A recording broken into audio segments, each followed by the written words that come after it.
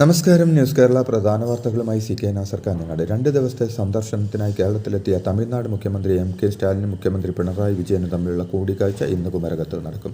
കൂടിക്കാഴ്ചയിൽ മുല്ലപ്പെരിയാർ വിഷയം ചർച്ചയായേക്കുമെന്നാണ് റിപ്പോർട്ടുകൾ.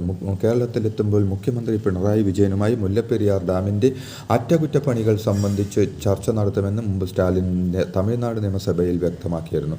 തന്തൈ പെരിയാർ സ്മാരക ഉദ്ഘാടനത്തിനും വൈക്കം സത്യാഗ്രഹ ശതാബ്ദി ആഘോഷത്തിനുമാണ് സ്റ്റാലിൻ കേരളത്തിൽ എത്തിയത്.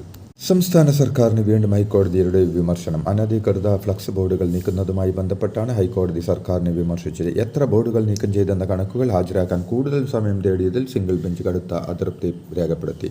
രാഷ്ട്രീയ പാർട്ടികളുടെ ബോർഡുകൾ നീക്കം ചെയ്തതിൻ്റെ കണക്കുകൾ പ്രത്യേകം വേണമെന്നും എത്ര രൂപ പിഴ ഈടാക്കിയെന്ന് അറിയിക്കണമെന്നും ഹൈക്കോടതി ആവശ്യപ്പെട്ടു.